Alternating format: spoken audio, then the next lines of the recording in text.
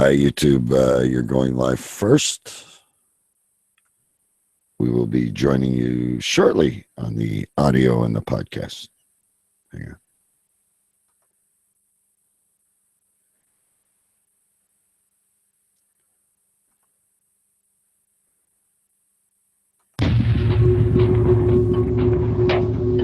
There was a time when the world turned their back on men. Men with a dream and savage yearning within them.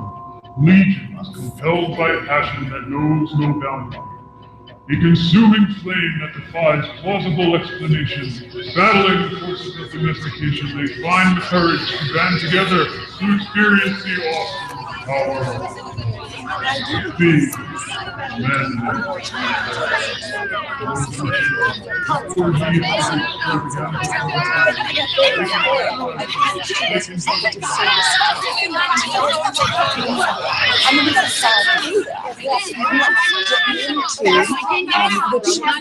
I say this with all due respect.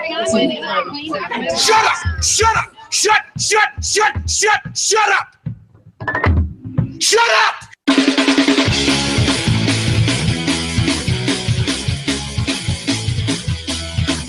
Tonight's broadcast of the Masculine Feminist has been commandeered by the secret society No Ma'am. Gotta go to a place where I get a shot and a beer, steak, man. Saying we can stop, get pancakes, and then we'll get laid, all right? Why do you drink ice cold beer on a hot day? Mr. Clevin, what else are you gonna do with it? To alcohol, the cause of and solution to all of life's problems. The Yankees are champions of baseball! It's a powered by goal!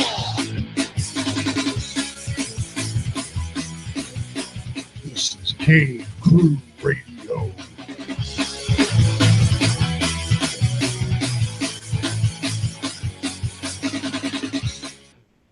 Indeed, it is. Cave Crew Radio. Ladies and gentlemen, my name is DK, and I am live from my cave in Windsor, Ontario, Canada. And I was going to tell you about my excellent new mic stand, but instead I'm going to tell you that I lit a cigarette from the wrong end, and it tastes worse than Chelsea Clinton's pussy. Not that I would know that, but, you know, those scratch and sniff things. Other than that, all is well. I got a new mic stand. It's really cool. I got to get used to it. I know now why Big B is always grabbing it and touching it, and it's so cool. I feel so professional in the cave this week. Do I hear Queens? The true, the real, the reigning King of Queens. You certainly do. And I must say, kudos on the mic stand. It is quite the nice mic stand. It's very close to, I think, yours, and Stu has no video, so hopefully he has audio with us. But I think it's very, and it wasn't expensive. It was like $18. Mm-hmm. I joined Amazon Prime, which is $70 a year, and you get next day shipping. Okay. Yeah. I joined it, and then I immediately canceled, and I got it right away.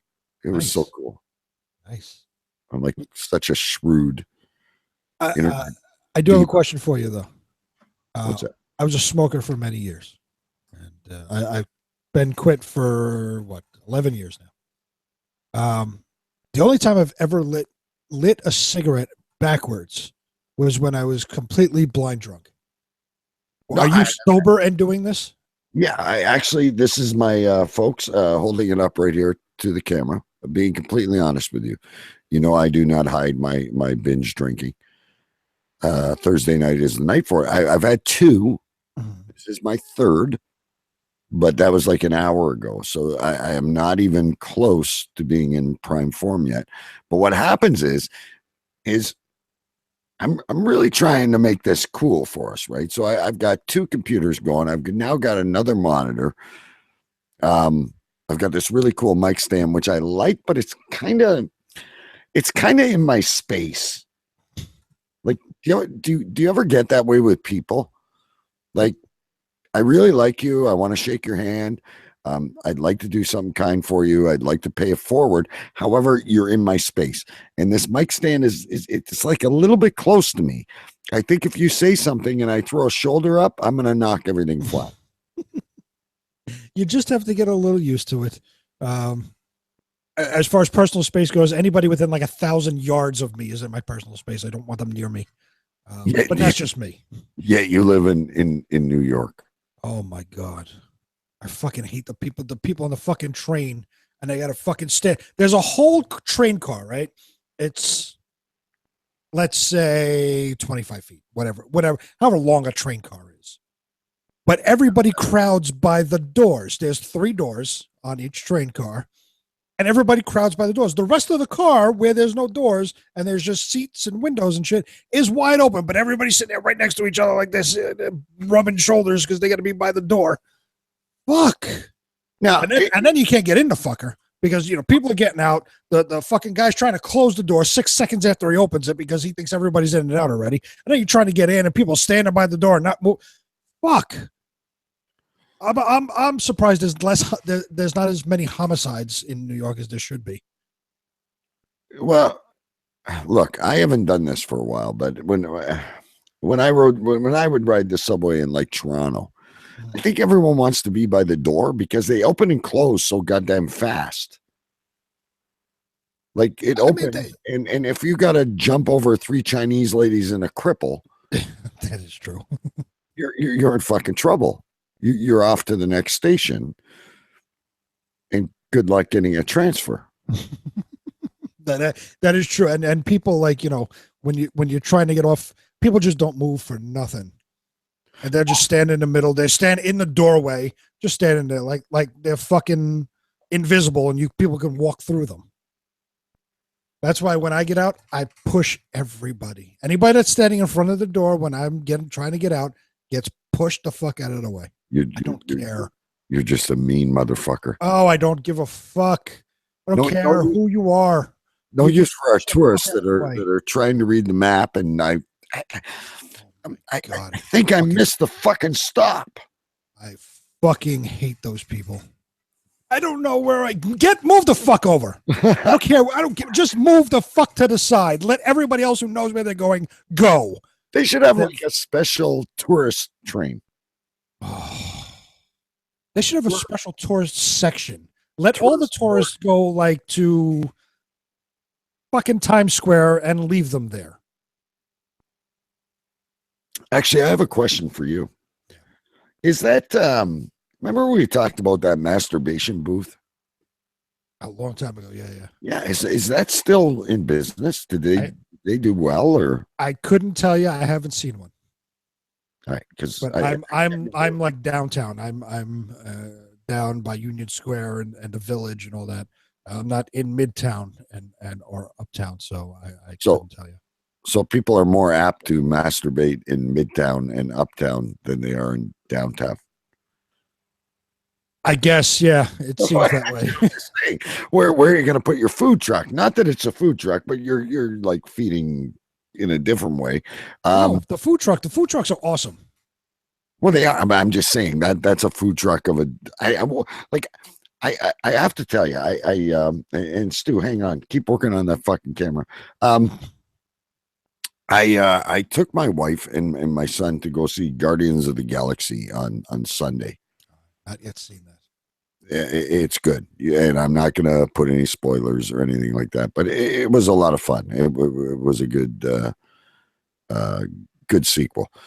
Not to mention, though, that I have been singing B.J. Thomas. Oh.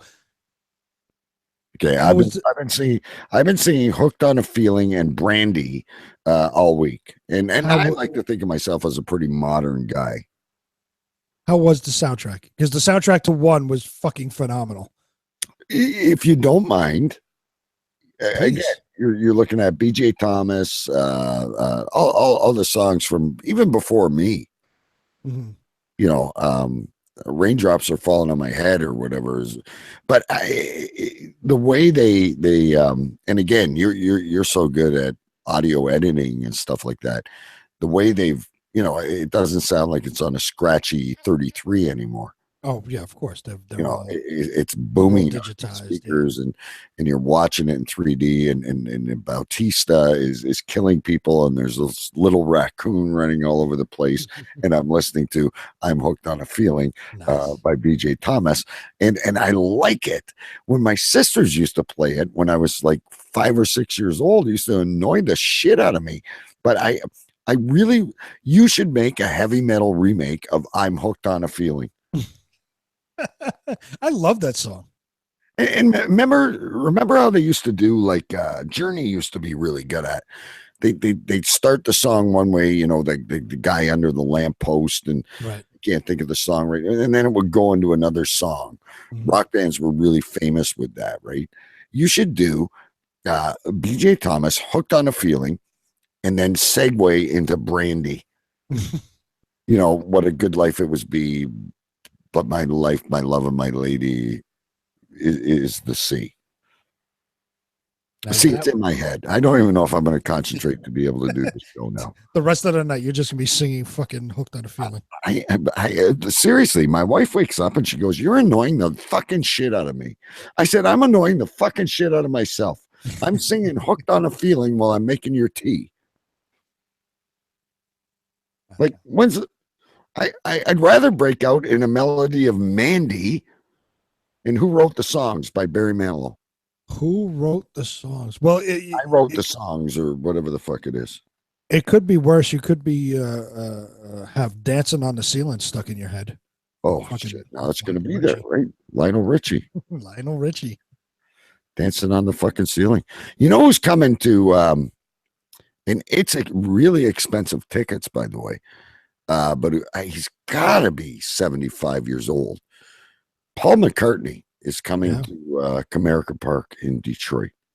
Yeah, he just I guess he added another date at Madison Square Garden, I believe it is. Yeah, those tickets are ridiculously expensive. He's not gonna live. He's gonna let die. I'm gonna attempt really quick here. I know we just have this little cute little photo. Doesn't he look grand? Oh, he does.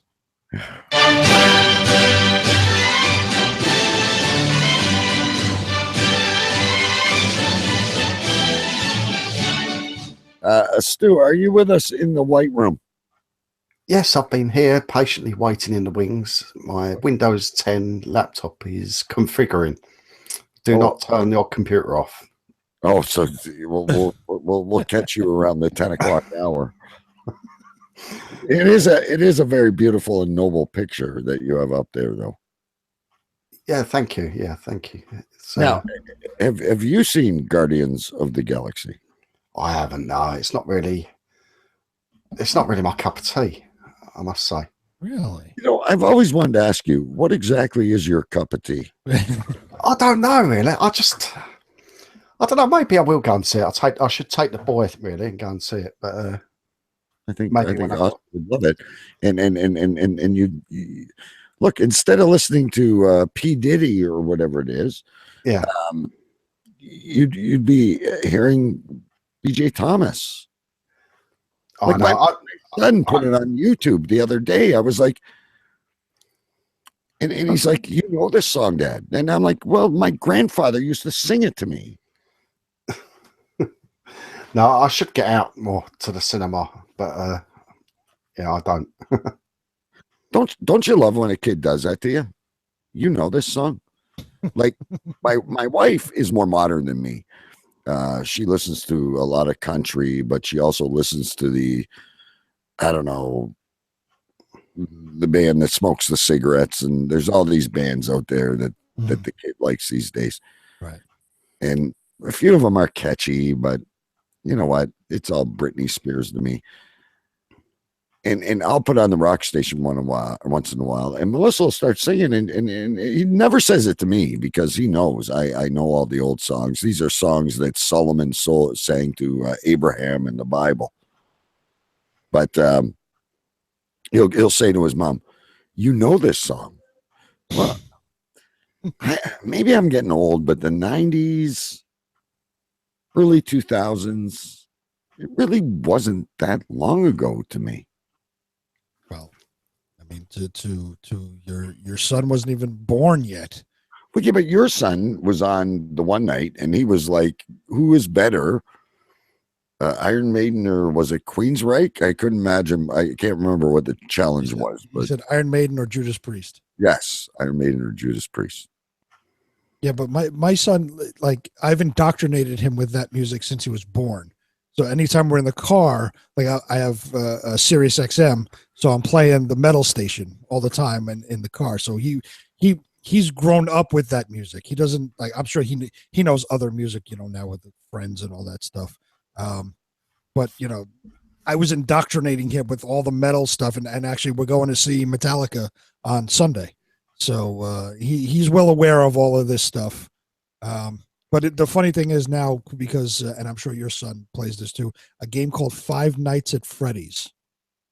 I don't know if I've had that one yet. There's a lot of weird games. I'm not sure if we've got that one yet, but he may. Yeah, well. it's very popular. Your son will definitely know what it is. But my son will come to me and say, "Daddy, I have a song for you for your radio show, for the metal show." And he'll play me songs off Five Nights at Freddy's that he thinks are like the greatest things in the world. And now, what music is it? it's like they take like rock songs or pop rock songs and kind of they redo them kind of electronically. So it's still like guitars and drums and all that, but it's more electronic sounding. It's not great, but he thinks it's the greatest thing on the planet.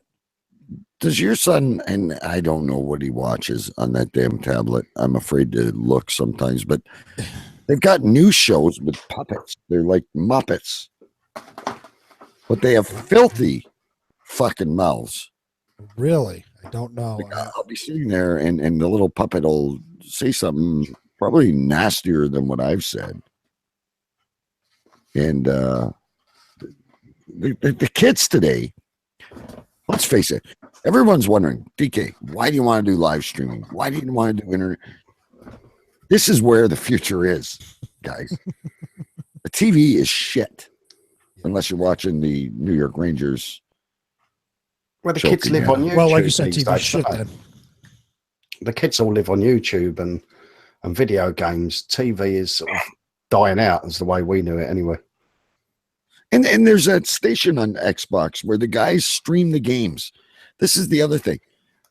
Son, what are you doing? Oh, I'm watching this. And you'll be watching someone else play a fucking video game. My son loves those YouTube channels where people are playing the video game and commenting on it. And my son's always, while he's playing a game, he's usually watching someone else play it on YouTube at the same time. Plus talking to lots of other people that are also playing the game and probably watching a YouTube video. Oh yeah, the live is he drives me. He's talking and actually I think it's really cool. But see, when I was a kid and we used to play video games, my friends and I used to sit in the basement and we'd each have a controller and we would talk to each other. Not now.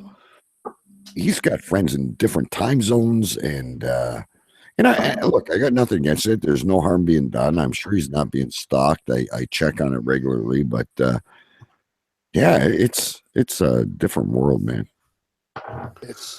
I don't get it because I mean I guess we're the first generation that ever had video games, like when Atari first came out back in the early '80s and. We played it for a little while, but we still went outside, and most of the time we spent outside playing with friends and all that. I mean, now we've degenerated so much to the point where they're not going outside. They're not playing the video games. They're sitting around watching other people play video games.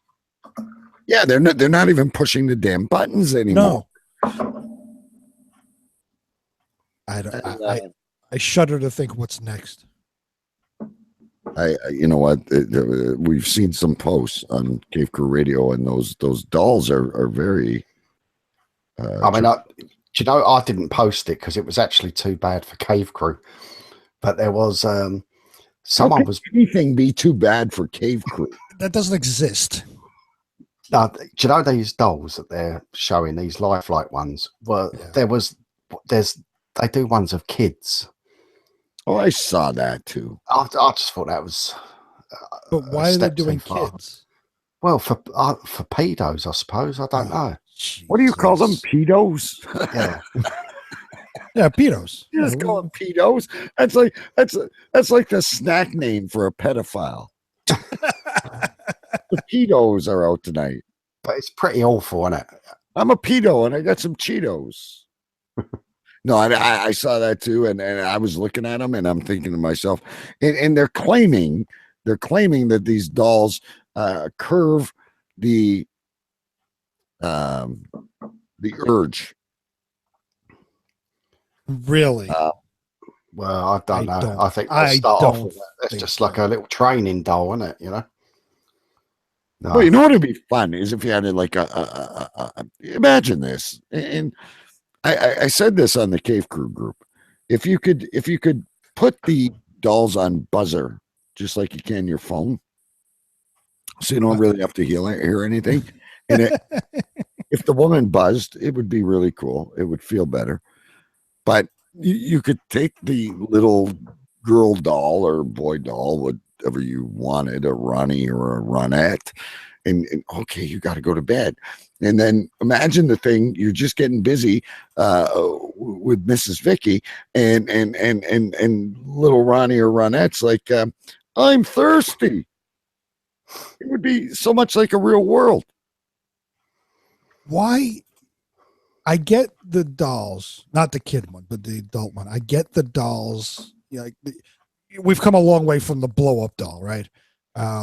So I get that part. But why do they make them talk? Like, do you really want to have a conversation with a fucking sex doll? I mean, are you getting one to have polite dinner conversation, and then you're just gonna fuck in the mouth anyway? I mean, come on. Really? At worst, make gagging sounds or something. Everyone likes a girl that says "ow." It really makes it feel good, right? Oh my god! I don't get why you make them talk. I listen. There has the president, the CEO of the company has to be a woman. Right. Thinking, all right, we're not good enough giving it to you once every 7 months. You go ahead, you get your doll, you play with it downstairs, but I'm going to give it a personality. And it's going to say, are you done yet? Or, right. Something dumb like that. Then it's just going to start saying, no, not tonight. I'm on my period. It's a fucking mechanical doll. Gush Tabasco sauce. There's actually Sammy Hain in the chat room is actually telling us it's part of loneliness. You know what? My hand does not talk back. And if you go to the dollar store, folks, cream is really cheap. And if you're really kinky, I don't know, try a barium enema. Okay, so if it's really part of loneliness, Stu had a sex worker on his show a few weeks ago, a phone sex worker. You can call an 800 line for a lot less money than buying a fucking mechanical doll that'll sit there and have a conversation with you. Yeah, Stu, she was way too into that. Well, she is good at her job, I must admit. The shows that she has done, I don't know if you've ever listened to them, but I don't know which picture of Stu to check on because there's two Stews in the chat. It's like having the Stu twins. Wonder Stu twin powers activate. Form of a camera. Right. Shape of video.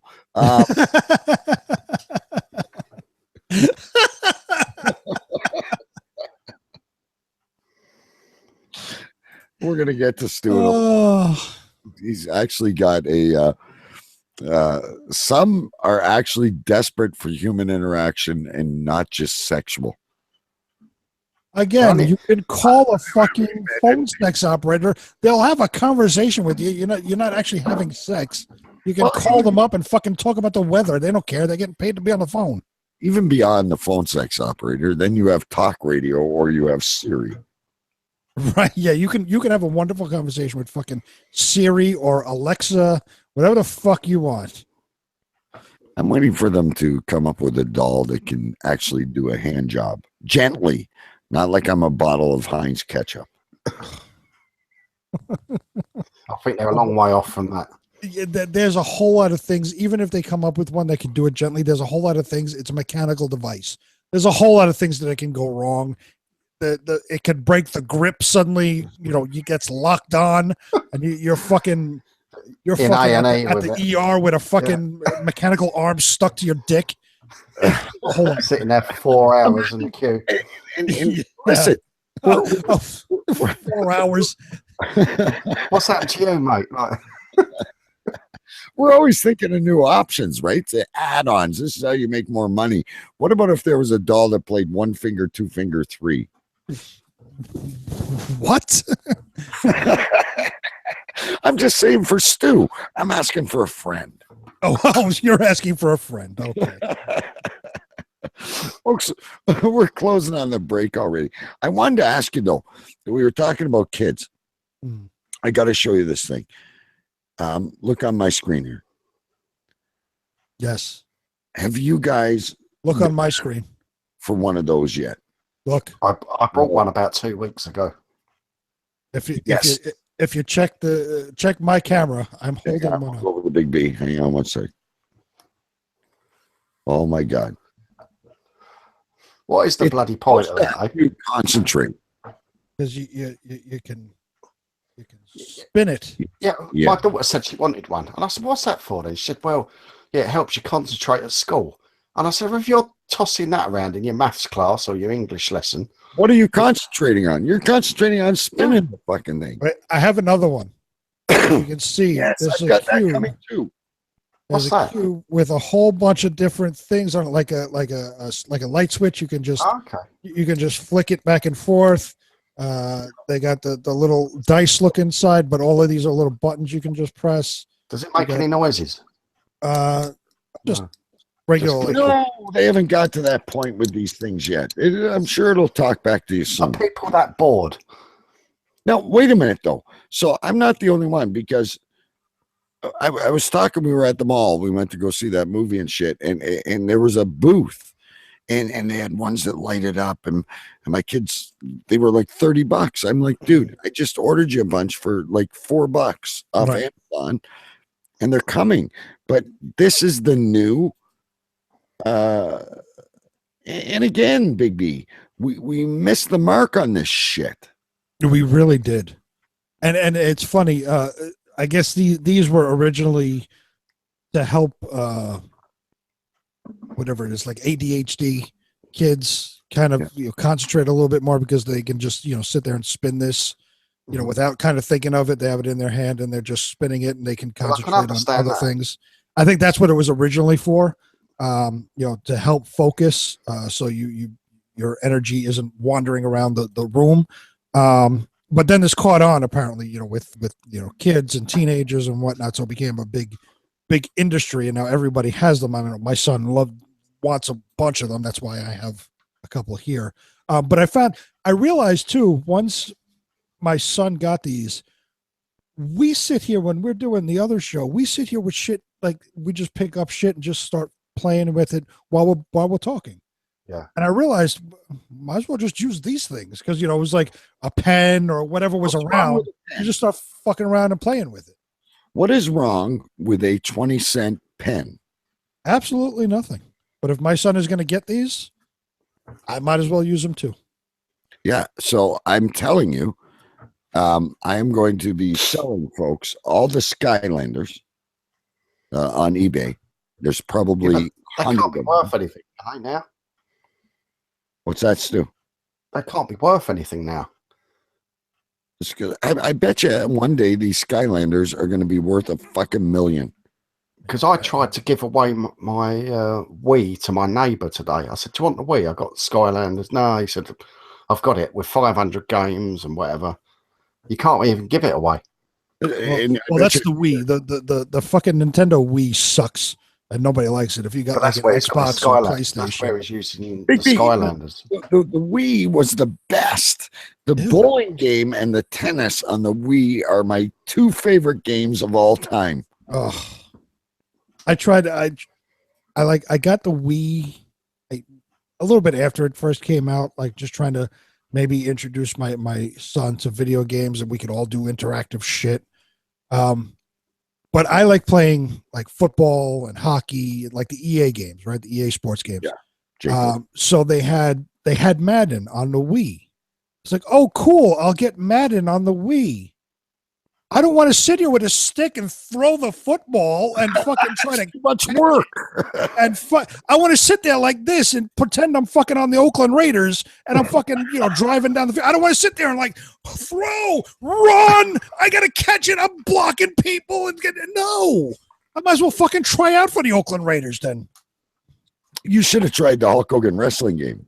Oh my God. You're standing in the middle of the living room and you're trying to flip the guy. That was fucking crazy. Anyway, I like the bowling, I like the tennis, and I like the boxing. On the original game that came with the Wii, it was like the original game. No extra games bought. Right. Then my wife went and bought Wii Fit. Yep. And it's got more pounds of dust than she's lost weight. But anyway, all right, we're going to take a break, folks, and we're going to do a couple stories. I'd really, really like to make a couple of calls tonight. But we have the Stu cam. I'm working on. Oh, we do have Stu. Here we go, folks. Everybody stay hi to Choo. He's there in the white room.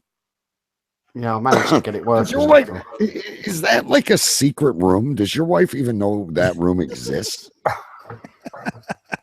Because I'm imagining, like on the other side of that door, it looks really beautiful on the left-hand side, but I'm imagining on the other side of that door, it's like wallpaper, and the only one that knows where it is you.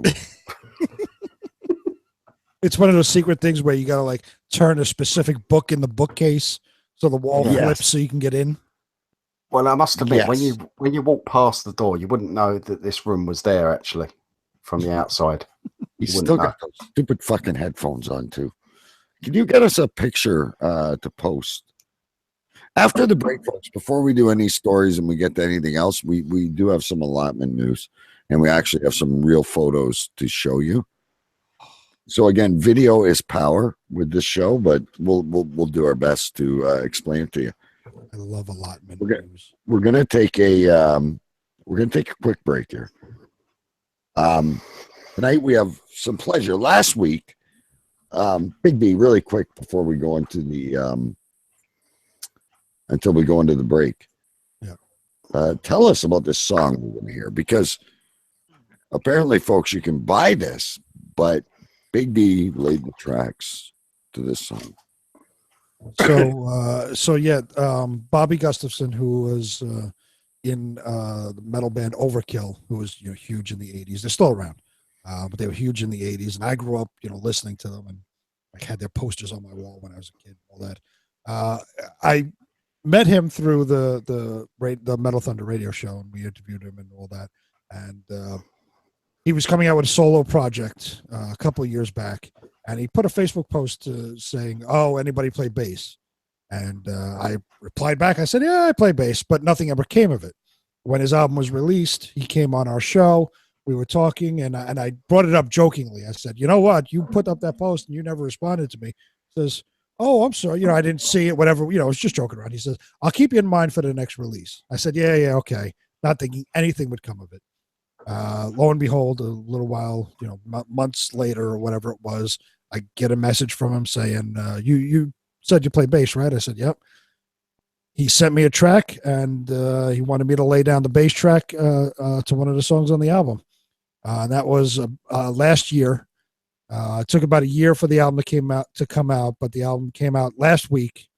We had him on, and we debuted the album on our show, and it was just really fucking cool to be playing on an album with one of the guys I grew up listening to. You know, it's a really weird thing, but it's probably one of the coolest fucking things I've ever done musically. And yeah, you can go to the band's name is Satan's Taint. I know it's a weird name, but such an excellent old heavy metal name. Yeah, I have the CD up on camera. You go to satanstaintmusic.com. There's a limited number of CDs available left, so order now. And you get not only the songs from this current album, but also the remastered songs from the first album as well. So it was a lot of fun doing this. So what we're going to do for you kids is we have permission from Big B and apparently Mr. Gustaf's son that we can play this song by Satan's Taint. So throughout the commercial break, we are going to play Deliver Me to the Gods, which Big B lays the bass down on it. So let's go to break and we'll be back. We have some weird news. I'm still leaning towards there's lots of time left. I'm hoping to make some phone calls tonight, but we'll just never seem to get to it around here. Cave Crew Radio live every Thursday night, 9 p.m. Eastern on cavecrewradio.com. Hey, this is Jerry from the Bad Cop Show. You're listening to Cave Crew Radio. So you ask me what goes on the rest of the week. Facebook, Cave Crew Radio. Join the Cave Crew Radio group on Facebook 7 days a week, 365 days a year. Find out where the stories come from. Where are the ideas plugging in? Cave Crew Radio on Facebook. Join today. Don't forget Twitter at Cave Crew Radio.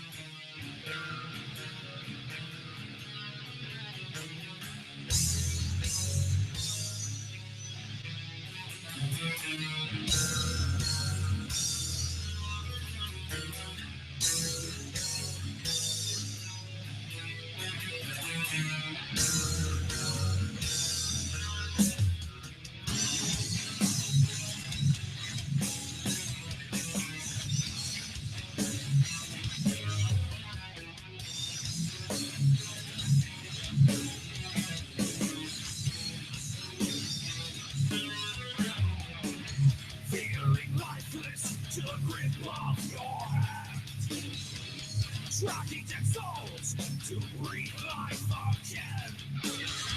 In front of the gates of Valhalla, I stand. Courage in war, we killed our command.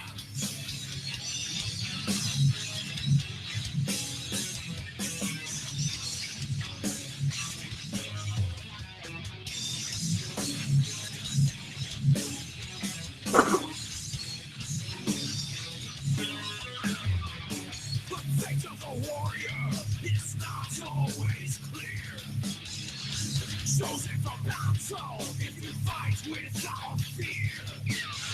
To the halls of the slain, to Ragnarok is here. Feasting on war, with horns full of beer.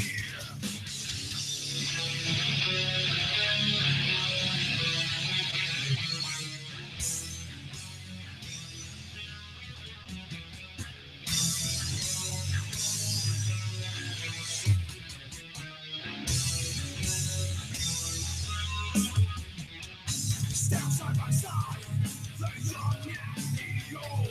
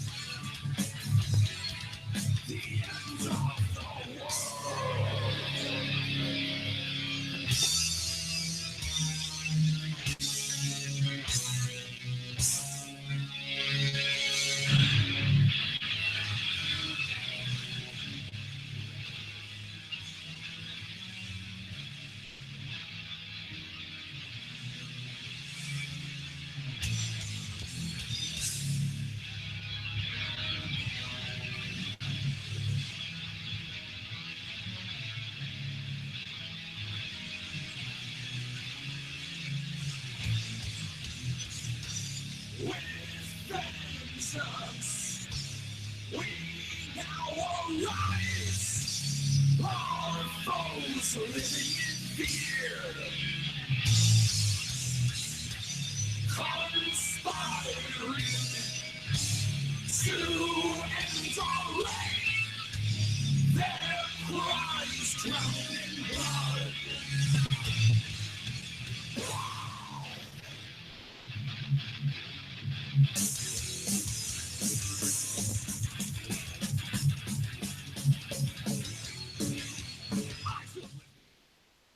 Holy shit.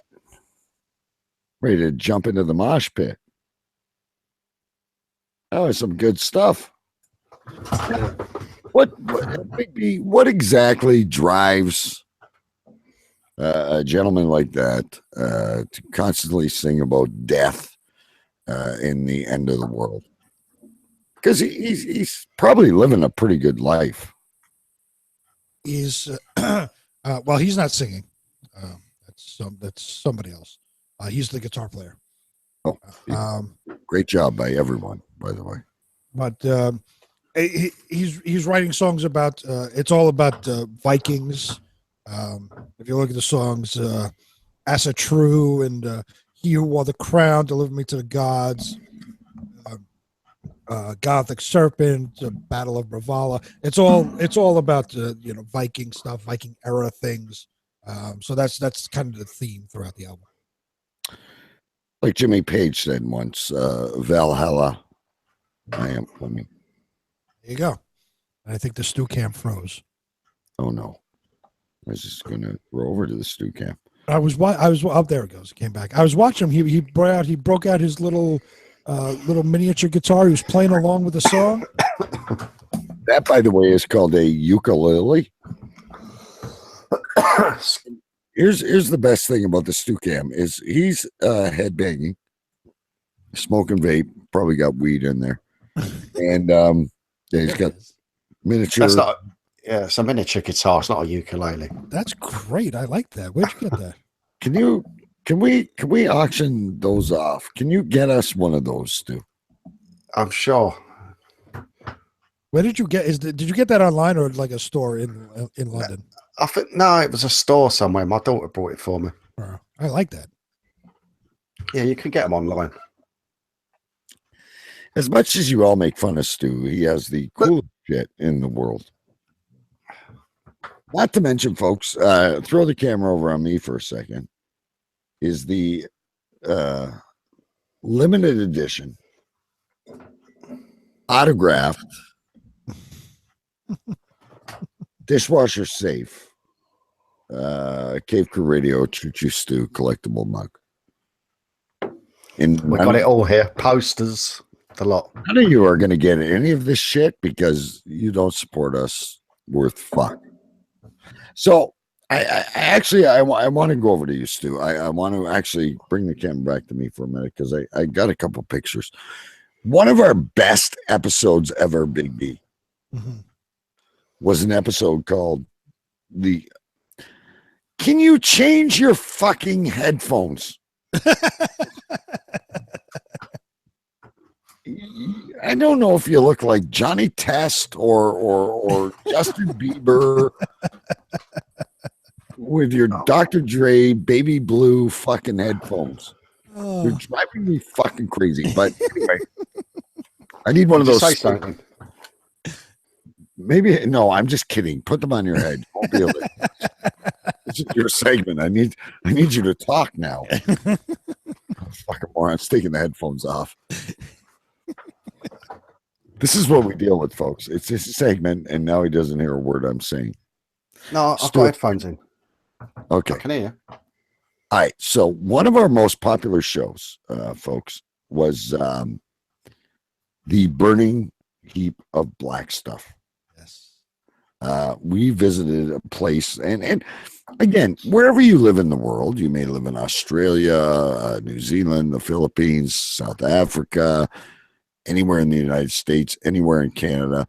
We all have fascinating stories to tell, and you know, start your own show and you can tell them. But one of the great stories of England is the allotment. To me, it's not. I guess their yards aren't big enough. They don't grow vegetables in their own yards, so they rent a plot. But it's not just a place where you go and plant things. And I think you'll second me on this, Big B. Mhm. It's like a community. Oh, absolutely. It's a community. And there's so many interesting things. So today, those of you on camera, those of you who are not, don't worry, we're going to talk you through this. Today, Choo Choo Stu was delivered a burning heap of black stuff. Now, can I just say the burning heap is a different thing to the black stuff. It's a burning heap, not a burning. I think you called it a burning heap. I don't know. It's the way you say it, but it's a heap of burning stuff. But that is a heap of something else. Well, what I would think is a burning heap would be like fresh manure. Is what it was smoldering. It was smoldering. So you hear that's a whole lot of cow shit or sheep shit. I don't know what it is. How many truckloads is that? Well, it's one big truckload.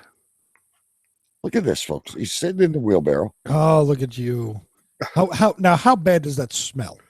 It's quite bad. It is quite bad. I must admit. It's almost nice. It's so bad. It's a bit like pipe, like pipe tobacco.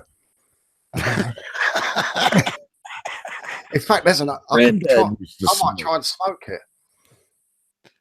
So here you are, Stu, relaxing in a wheelbarrow. Yeah. Quite frankly, this is shit, right? That's all it is. That's a lot of fucking shit, baby. It's processed shit. Is what it is. It's food waste. There's all sorts in there, I think. Well, maybe it is shit. Yeah. That's why it smells so bad. It's processed shit. Yeah, like horse manure and stuff like that. Exactly. Let's go back to this picture. Like, here I am. I'm the king of the hill. Standing on a pile of shit. I don't. This is something I wouldn't be proud, and I certainly wouldn't be wearing my best jeans. This man wearing my best jeans. Well, look at him. He's standing on a pile of fucking shit. Wearing my best jeans. We're only allowed 6 wheelbarrow fulls each. Okay. Oh, now this is why. But we went late in the day, so we can grab a few more. There's so much I wanted to accomplish tonight. We should have a 4-hour show, I'm telling you. But this is where you have to enlighten me. So here you are. You've overloaded the shit. Yeah. Right. So you're basically looking to your neighbors going, "Hey, buddy, I'm full of shit. Do you need some shit?" My goodness.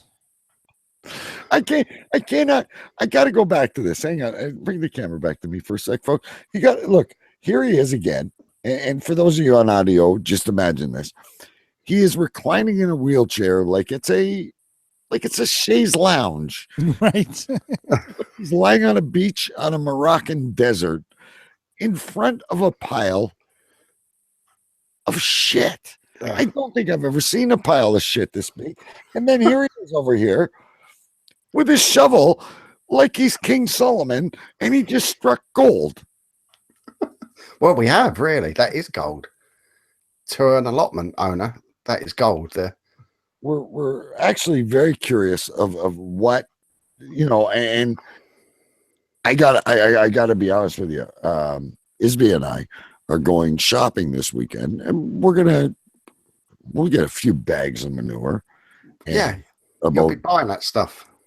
About 15 bags of dirt, and we'll buy some plants, and we're going to try and grow things. But guys, I've never seen a pile of shit so big in my entire life. I really haven't. And Stu, not to cut you down because you know you're one of my dearest friends, and you can put those baby blue headphones on now because you're standing on a pile of shit. Like it doesn't really matter what color headphones you have on. But you're so proud of this shit. I've been waiting for that delivery for a long time. How many? Oh, what do you guys do? You go to the car farm, the cow farmer. What is it? Sheep? I don't know what it is. I don't know. No, I'm not responsible for ordering it, so it was a surprise to me tonight when I went along and saw that. So you just walk into your garden one day and go, holy shit, there's a bunch of shit. Yeah, well, you park your car next to it, so you know. And you said to what's your wife's name again? We call her Maria today. Maria today, and she's beautiful and she's a very smart nurse. And you two pull up in your Audi or whatever the fuck it is you drive, and you pull up and you're like, oh shit, there's no parking. We got a pile of shit here. What are we gonna do with this shit? Like, I don't understand, Big B. Can you make sense out of this in your American way? I mean, you kind of see it when you go to Home Depot. You probably see it too. You see the people at Home Depot that are just stockpiling bags of fucking fertilizer and all this stuff. Yeah. You know, in the spring because they're gonna have a great lawn. They're gonna have great plants. Bags. They're not. I don't pull into my driveway and go, look, I just hit a gold mine of shit. But this is better. This is the best stuff going. This is like I said, it's like gold. This stuff. But it's hard work. I tell you what, you don't need to gym when you've done like half a dozen wheelbarrow fulls of that stuff, going like 400 meters there and back. Now, did you shower before the show? I did. I had to have a bath because I stunk of it. But we went round the supermarket afterwards. And I did get a few strange looks. There must have been some kind of like glow coming off me, you know? So you immediately left the big pile of shit. Yeah. Off to the supermarket. And you went to Kroger's or whatever it's called in the old country. And any old lady go like, you really smell like shit.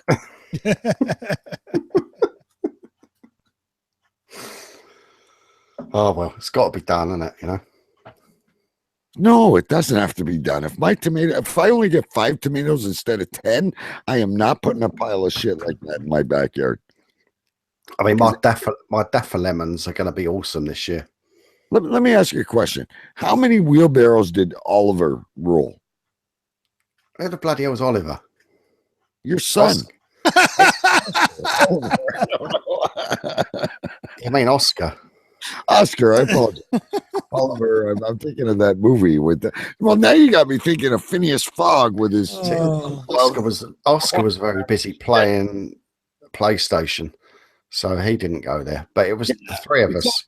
You think Jake's gonna? Oh, Dad, there's a big pile of shit. Can I help you out? Yeah, I did say to Oscar, "Do you want to come?" And he went, "No, of course not." But no, we had fun there. We had a little wheelbarrow race, the three of us, with my daughter and my missus.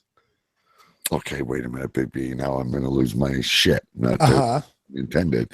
They had a wheelbarrow race with the fucking manure. Of course. What did you think? Did you think there would be anything different? You had a wheelbarrow race with this wheelbarrowing to where? Where exactly are you bringing this shit? I know shit is a common word right now, but where exactly were you wheelbarrowing your race to? The avocado? Our plot is right at the end, so it's quite far away. So you've got a lot of distance to cover. Oh, okay. Wait a minute. Now I feel like I'm a real CNN anchor here. So the big pile of shit was not delivered right to your plot. No, it's in the communal car park area. It's a first come, first serve.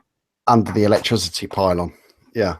So basically, it's a first come, first serve, and you Yeah. guys have to race to see who gets the most shit to the Yes. plot. And I can imagine all these other little old ladies and royalty dancing bobbies all over the place, and everyone's trying to get the shit to their plot.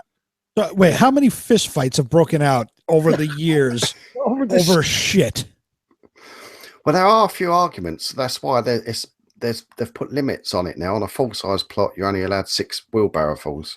But who is somebody there to enforce this 6 barrel wheelbarrow limit? There is during the day, probably, but most people can't be asked to wheel it, you know. So if you went right now, which is literally 3:00 in the morning in the UK time, yeah, you could steal about 10 wheelbarrows worth of shit and probably sell it to your neighbor for a pretty good price. yeah, I'm sure we could. I did actually think going under the cover of darkness to get some more. And Big B, you wonder why I'm so fascinated by this allotment. I'm amazed. So let me ask you, what do you do with it? Like, I know the ultimate thing is to like put it down when you plant things, but you're not ready to plant and use 6 fucking wheelbarrows of shit right now. No, so you have to store it somewhere. No, you're actually meant to dig it in. It's come a little bit late this year. You're meant to dig it in and let it sort of mingle with the earth that's there, and because it's quite strong. So if you just plant stuff in it, your plants will probably die. But yeah, you got to dig it in. I'm not really an expert gardener, believe it or not. My wife is. Oh fuck! So you're out there with like a rototiller, tilling the land, and then putting shit in there, and then retilling it so it mixes. I cut the grass. I till it. Yeah, I've got a little rotivator thing, petrol rotivator. I do all the hard stuff like paint and stuff, you know. Can I get this straight though? Because look, I'm an audio guy like you are, Stu.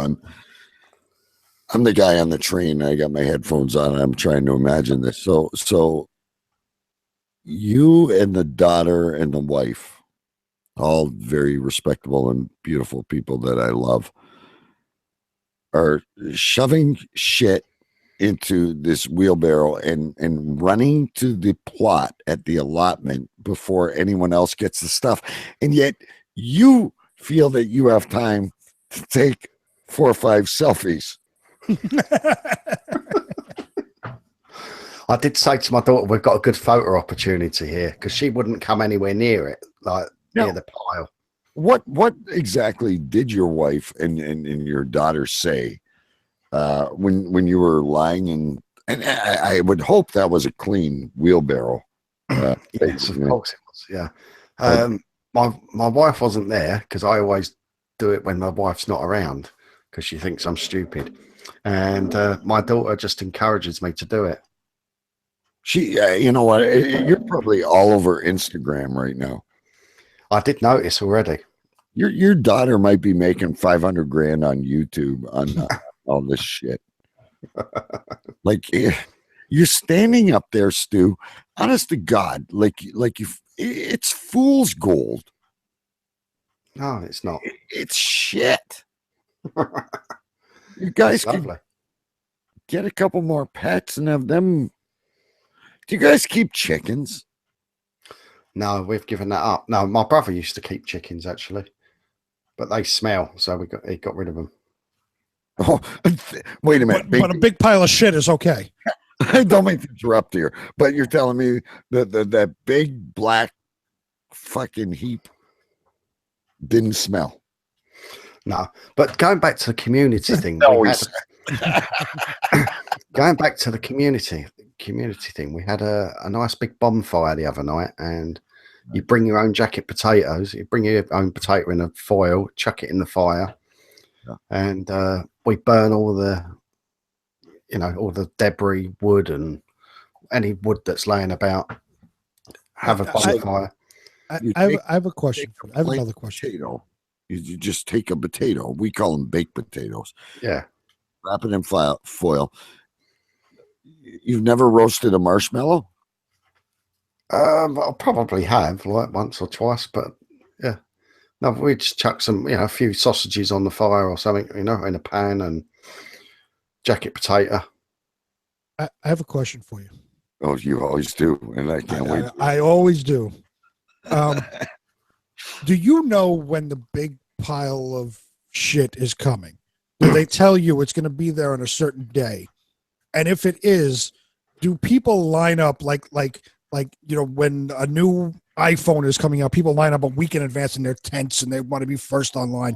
Are people lined up like to be the first person online? Are they there days before waiting for the big pile of fucking manure to come? To be honest, you have to be in the know. So not everyone is told beforehand. Right. You know, you got to be in with the right people. Do you like drive by? You drop the kids off at school, and then you drive by, and then you go, I wonder if the shit has been. I did ask the boss there the other week. I said, "Is there any black stuff being delivered?" And he did say, "Well, it should be soon." But that's all he told me. So I actually didn't even know it was. Why are you people afraid to call it what it is? It's shit. Like, is I this think the black stuff's more romantic? I don't know. I think you'd sound cooler if you were like hanging out at the docks, which there's no docks at the allotment. I'm sure there's no water, although I'm sure they're growing like koi fish or something there. My next door neighbour's built a pond. Oh fuck! See, I knew it. Yeah, he has built a pond. So, but you know, why not just walk up to the dude and go, "Hey, do you got the shit?" You know, like when we used to buy drugs when Big B and I were on tour. Not that I was ever on tour, but you know, hey, you got any shit? Anybody got shit? Is there a guy with a long overcoat that reaches into a pocket and hands out handfuls of shit at a time? You know, $10 per handful. Remember when the kids were young and that guy would open up his jacket and go, "Hey, would you like to buy a letter A?" It'd be like that. The guy be standing out in front of Buckingham Palace. I've got four extra wheelbarrows of shit. Would you like to buy some shit? Okay. We've gone far longer than I ever imagined going on this. But I love allotment. Fucking shit. Allotment news is the greatest piece of news we can get on this show. I realize that it's so important, but you know where I got to go. Hang on a minute. Because you used to love this segment. I really probably don't. When you were younger, back in the day, you used to. Okay. Everyone from Florida is stupid. Everyone from Florida is dumb. I might not be the brightest guy, but next to them my IQ's high. If they had guitars, here's how they'd strum. And my Facebook just refreshed. Like, give me a fucking break. Yes, we all love Florida news. And we've missed Florida news, haven't we? We really have. I don't know what the fuck's going on with this page. Here we go. Okay. Don't refresh. Has Florida been on holiday or something? I don't know. There's been a lot going on in Florida. You know, people get killed by snakes, and I don't know why I can't get this to show.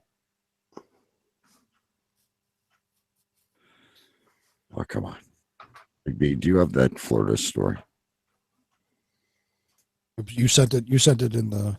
Yeah, the guy with the really large penis. Pull it up. It won't queue up for me. Like everything else is working. There we go. Never mind. Got it? Okay. All right. So apparently there was a man in Florida. He is 65 years old. He was charged with murder of his girlfriend, age 60. Richard Henry Patterson, 65, of Margate, Florida, is charged with second-degree murder. This is going back to October 2015. Apparently, she died of asphyxiation. He is claiming the reason she died of asphyxiation was the size of his penis. Uh-huh. He was arrested in 2015 on a degree of second murder of choking to death Francisca Marguites.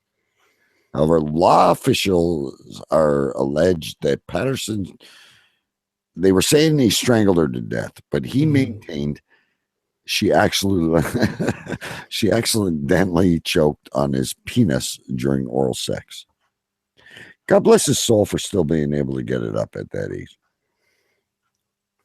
Actually, his attorney, Ken Podoritz, filed a motion to a judge to allow his client to present his manhood. Mm-hmm. Imagine being a female juror during this. I'm just saying, if like a 14-inch salami just popped on the stand. There's one gigantic flaw, and the pun is not intended, but there's one gigantic flaw in that. He might have been a grower, not a shower. Well, no, not even that. Say he's got a 14-inch dick, right? He's got a huge fucking boner, and the chick's going down on him. She's not going to just automatically choke to death and die. I mean, asphyxiation takes quite a long time to do. He would have to force her head to stay there. Mm-hmm. Otherwise, she could just get up and walk away. Yeah. So either way, if she was going down on him and she choked to death on his dick, he forced her because that just doesn't happen. So he basically killed her by penis choke. Yeah, he killed her by blowjob. He got on top, he straddled her shoulders, and he shoved that dick down her throat. Good. Yes. So either way, he still did it. I'm still saying at that age, I'm really proud of him. Well, Viagra and Cialis, they do. So how was he found guilty for this? No, it's still apparently before the judges. I really feel bad for her, but like, I don't know if my wife's 20 years away from being 60, but when she's 60, I don't want to think of her as a cocksucking pig.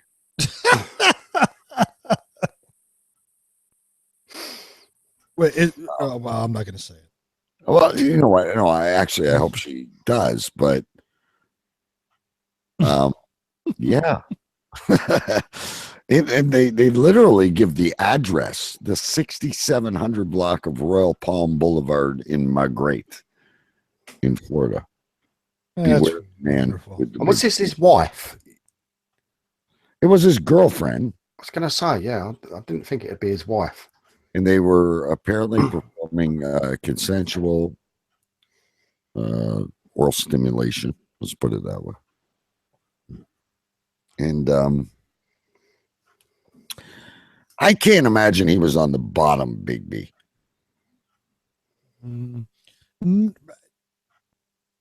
No, he wouldn't have as much leverage if he was on the bottom. He'd have to be. If he was on the bottom, maybe it was a 69 and he just didn't realize. If he was on the bottom, I'd call it suicide. But even still, I mean, she could have just gotten up and walked away. Then it's suicide. No, he would. She said, if I'm going to go, this is the way I want to go. I can either hang myself or then. I can choke on Tony's cucumber. Right. There's a nice thought for all of you to fall asleep to tonight. There's a natural reaction in humans that they just can't do certain things, and one of those things is choke yourself. You can't drown yourself, and you can't choke yourself to death because your natural instinct will be to spit it stop. out. Yeah, stop. You can't physically drown yourself because your natural reaction will be to pull out. Those forms of death are basically by murder or by accidental hanging or something like that. You can't just sit there and choke yourself. It will not work. She died of accidental cocksucking. That would be a first, an accidental cocksucking. I didn't strangle her, Your Honor. I basically shoved my penis down her throat. She would not have consensual vagina sex. Yeah. You know, people always amaze me. Oh, it is Florida. Let's go back. And by the way, folks, I did try to call Delta Airlines, and I was on hold for 90 minutes, and I could not wait a minute longer to try and get through. 90 minutes. But apparently, I have no idea how they sell seats. Like, I need a plane now. But we have another one. This coming from the Toronto Sun. There was a United passenger that was required to pee in a cup in their seat. They put up, I guess, the buckle your seatbelt thing, which, you know, turn your phones off, right? Put away your glass of wine, your ginger ale, whatever you got. And this woman had what she called a bladder irregularity and needed to go pee. This is in Kansas City, Missouri. And she said, I have to pee. And they told her, you're going to need to pee in a cup. And she did. I can't imagine the lawsuits that are coming against these airlines right now. Well, and you said this is United Airlines.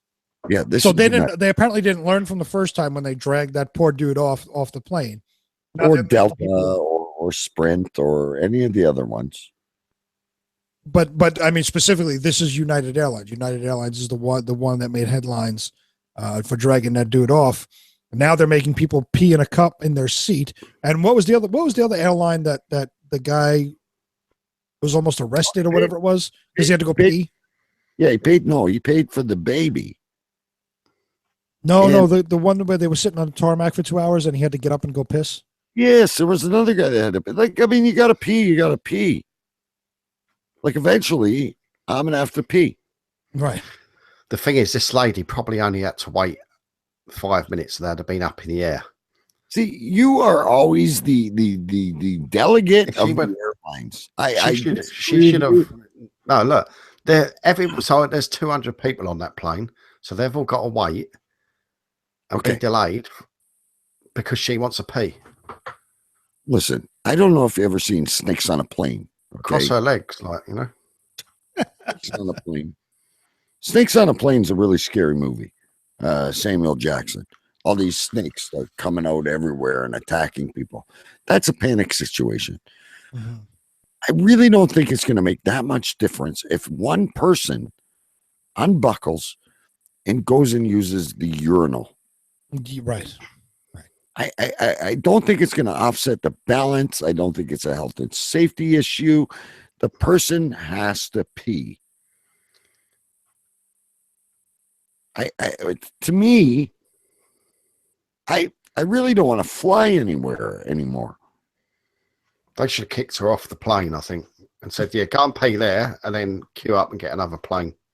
And then for me as a passenger, perhaps I have my young son with me and we're sitting in the adjacent aisle and I then am being forced to watch a woman urinate in a cup. I would much rather her risk us crashing by walking to the back and using the urinal than to have to sit there and listen to in the cup. Am I alone here? It doesn't make sense.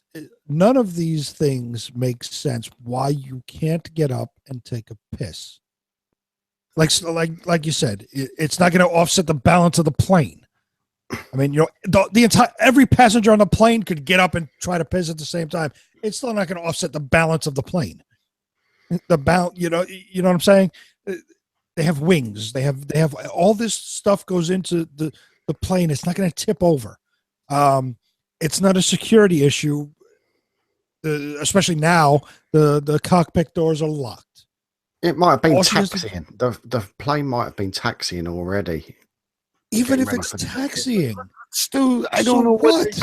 I don't know what they teach you in fucking But if the plane's taxiing, yeah, and then she's going for a pee, and then it suddenly, instead of a 30-second pee, it turns into a 3-minute pee, and then she comes out the toilet, opens the door, and they realise they're taking off with the G-force or whatever. She ends up from one end of the plane to the other end in about 2 seconds. okay. Well, my first question is, how big is your bladder where you're peeing for 3 minutes?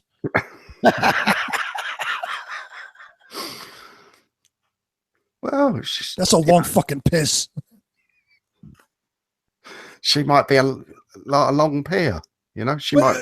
But Stu, let's get, you're in the transportation business, right? Yeah. I ride buses here and trains in New York City. We all walk through these things as they're in motion. Yes. We all come out okay. Yeah, but they're not doing 600 mile an hour, are they? But you don't feel time 600 miles an hour when you're in the plane. You don't feel it. You do Because not- even when the plane is at altitude, right? Yeah. And they're just going to their destination, you're still doing 600 miles an hour, but then you're free to walk around the cabin. Yeah, yeah. The only difference is that you're taking off, you're going up. Yeah, That's yeah, the only too. difference. Yeah.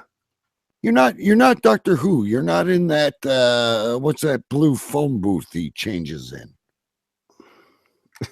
The police box. Whatever. You guys have a different name for it. But you're not time traveling. You're not The William TARDIS, yeah. Shatner. You're not beaming down to new lives formed. You need to take a fucking piss. And I don't think the way to pee in a toilet is going to alter the wing on a fucking plane. Absolutely not. What next? Someone gets cramp and they want to go for a walk. Like, I'm not Bill Nye the Science Guy, but guys, I'm looking for someone to correct me if I'm wrong. And please email us at cavecrewradio@gmail.com if you are an aviation expert wondering why someone is peeing. Like, I'm imagining I'm on my family vacation that I've saved for probably 9 months. And I'm like, honey, I'm going to take you to Cuba. And my boy and my wife and my son and I are all fidgeting, nervously spinning those fucking things around, wondering if we're going to be the ones kicked off the plane. And then I literally have to watch a woman pee in a cup because it's too dangerous for her to go to the washroom. Yet the fumes and the pneumonia from the urine could kill me in a confined space. What the hell is going on? No idea. That's Choo Choo Stu's secret compartment. What the fuck was that, Stu? Did you just let one rip? Oh. Did you not see the buckle your seatbelt sign? Oh dear. I've got a squeaky chair. Was that a chair or did you let one rip? No, it is a chair. Well, that squeaky chair sounds a lot like a huge fart. Yeah, we think you were eating like egg noodles and listen, when we say buckle the seatbelts, we just appreciate you're on cam. You're allowed to pee at any time during the show, which I really have to go. But here, Big B, I have something to throw to you. We have been promising for weeks and weeks that we are going to make phone calls. I think we should find a alternate day where we're all free. Okay. And we should dedicate a show to these lovely people and make some phone calls. That works for me. And charge them $100. Or two. Or $200. No, or $2. $2. Or fuck, we'll give it to them for free. Or the price of a tomato. Was it $5? These people won't give a shit. And the main theme, folks, this has been a great show. All we have talked about tonight is pee and shit and a spinning little thing that you can probably bring on the toilet with you. Are they allowed on planes, those things? So, Stu, if you were on a plane and the seatbelt light went on, this is a hypothetical question. So you're on a plane and the seatbelt light goes on, and the big bloke next to you, he says he has to have a movement. Are you going to protest due to the weight of the plane at 600 miles an hour due to his safety that he has to use the facilities? I wouldn't have a problem with it personally. But once they say buckle up, they're not doing it for fun, are they? They're doing it for the safety and he's a real corporate guy, Big B. I don't buy into any of this. We're not on Air Force One. We're not ready to drop a U-bomb on North Korea. Well, you're a train driver, right? So when you're at a stop, passengers get on and off. You close the doors. You start moving the train again. The train jerks a little bit. Yeah. You're more apt to get hurt during that time period when the train jerks, or if the train, like I find it happens a lot here in the New York City subway. I don't know if they're going too fast, so they have to stop really quick. Yeah. Coming to the end of the station, so that you get jerked again. Yeah. You'll hurt yourself, any number of ways in that sense. You're not going to hurt yourself on a steady incline going into the sky. No. It's just mind-boggling, really. It all started out with Ebony and Ivory. How did Ebony and Ivory? And Stevie Wonder. Yeah, because do you remember? Off the fucking rip. Where does Stevie Wonder? I'm hearing myself again. They were one of the first people to do this sort of thing. You're playing last week's show, and you? They made the video and the song. One was in America and one was in the UK. What the hell is going on? You're playing last week's show. We're time traveling. I'm staring at Stu sitting there saying nothing, but I'm hearing him talk about Ebony and Ivory. What the fuck does Ebony and Ivory have to do with this? I didn't say a word. I'm watching him just sit there, and I'm saying, what is he talking? Why is he talking about Ebony and Ivory? And I'm thinking, we had this conversation last week. Listen, this is why you can't go pee on an air. I'm sitting here listening, Stu, and all I'm hearing you is telling me it all goes back to Ebony and Ivory.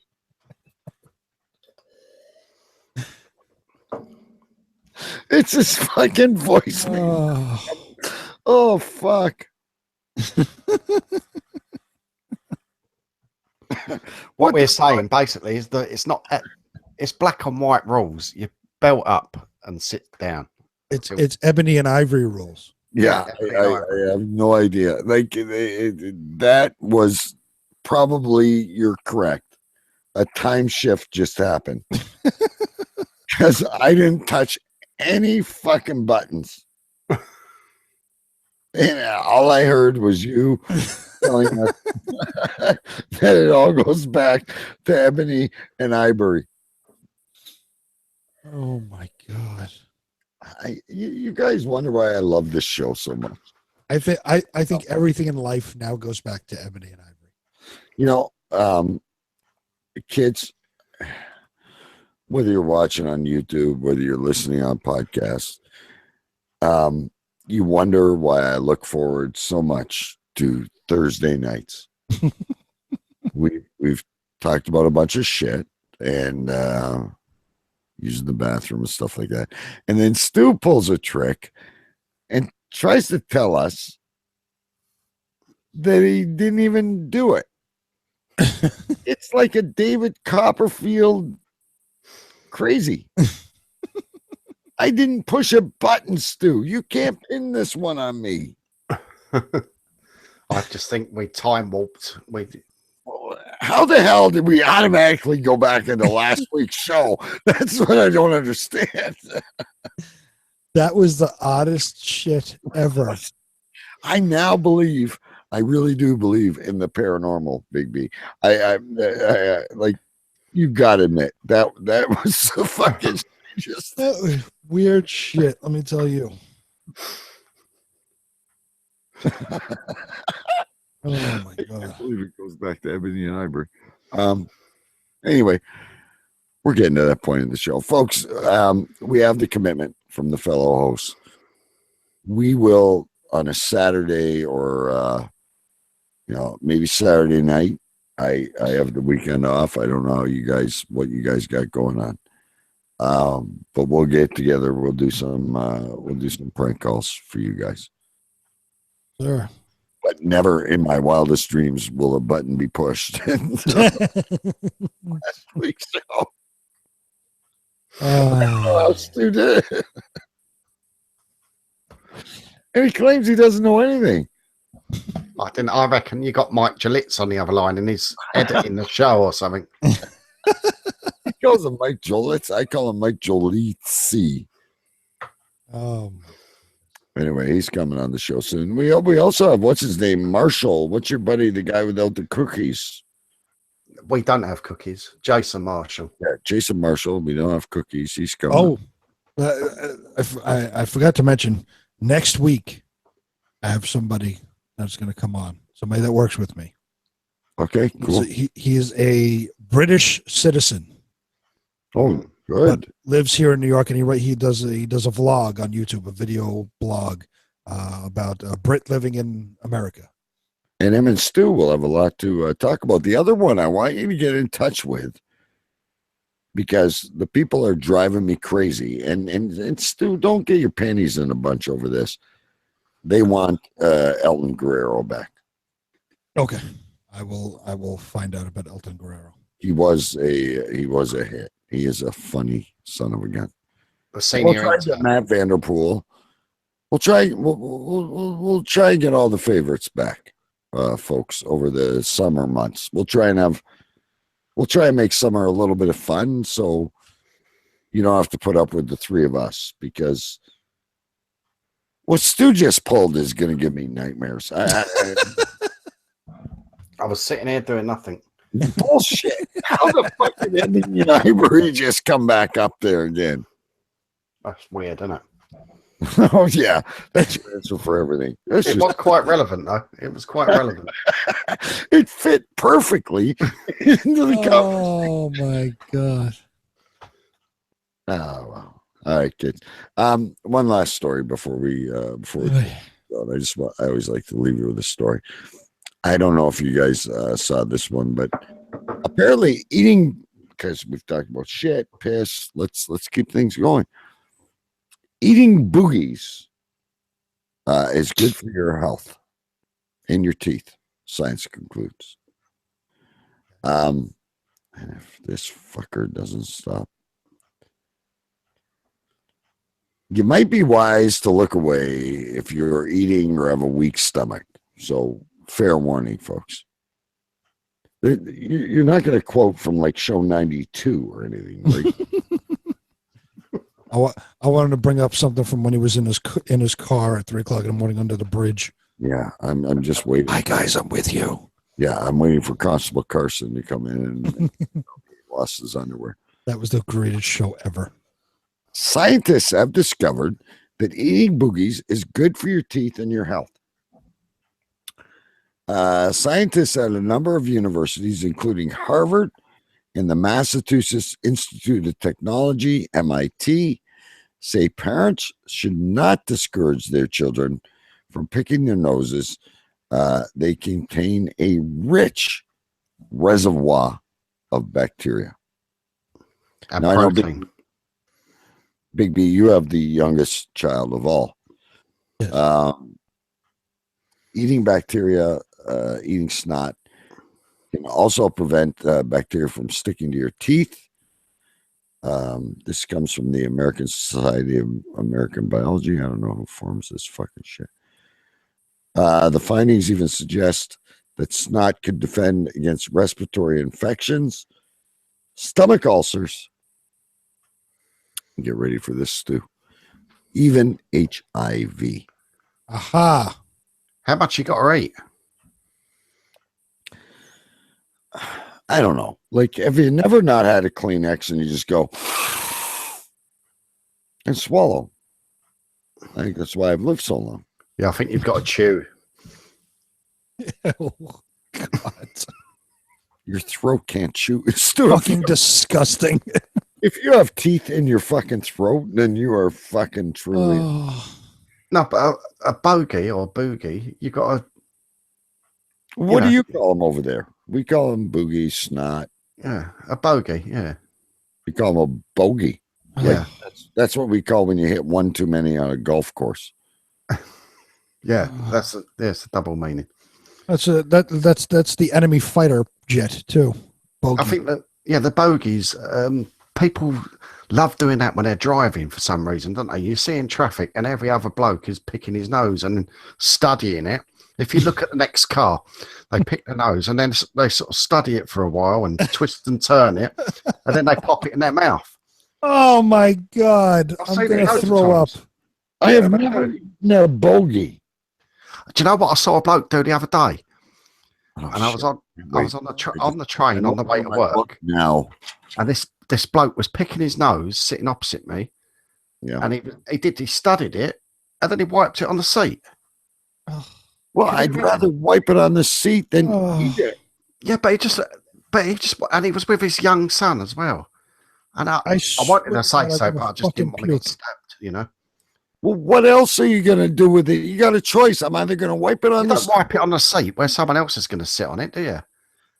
Well, I'd rather someone else sit on it than me eat it.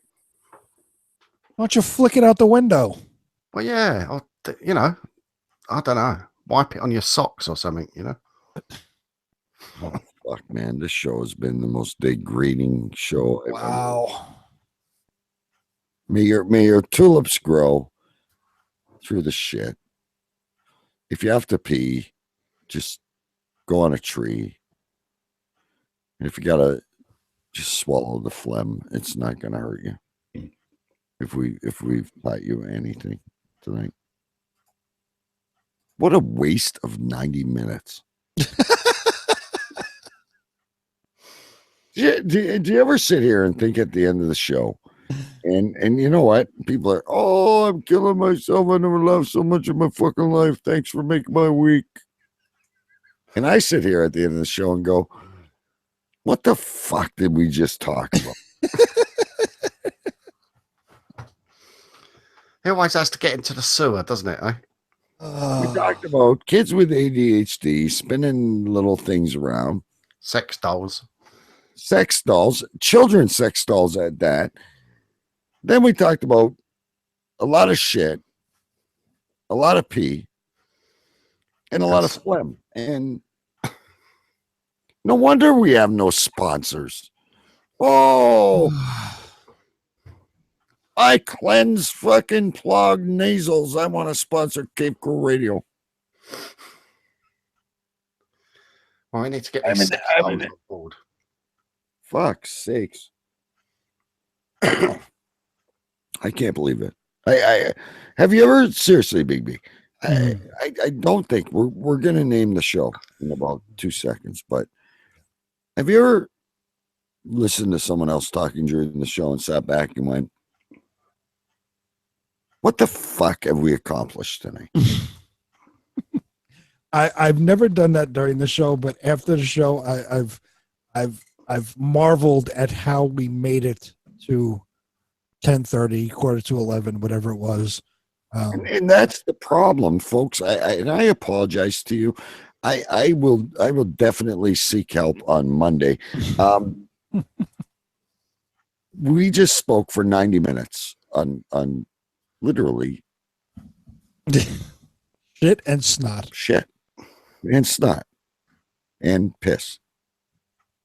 So, and those of you who are listening to us, shame.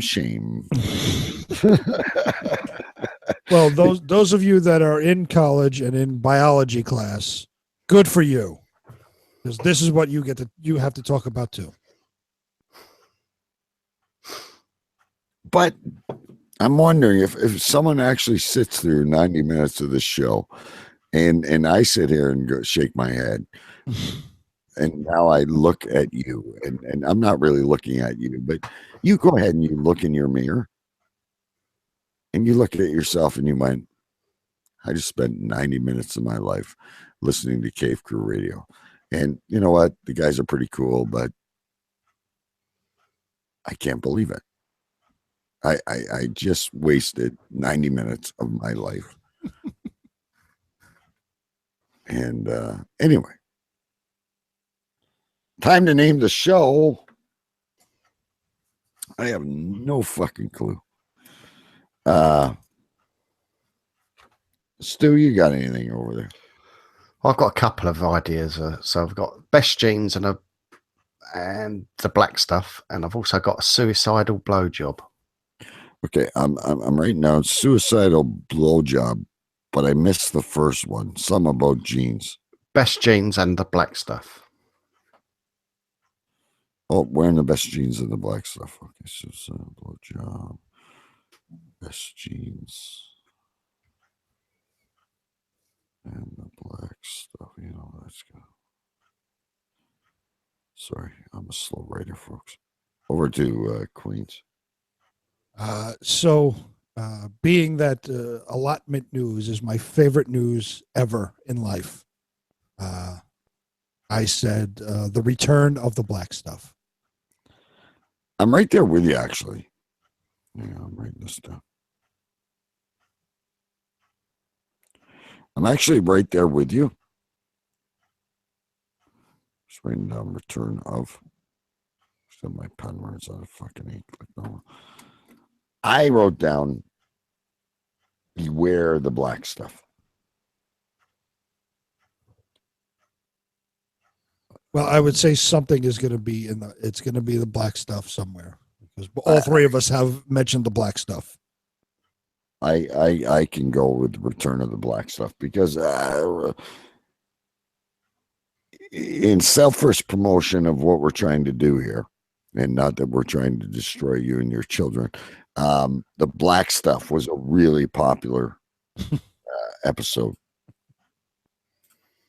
And I think that finally the return of the black stuff is appropriate in my book.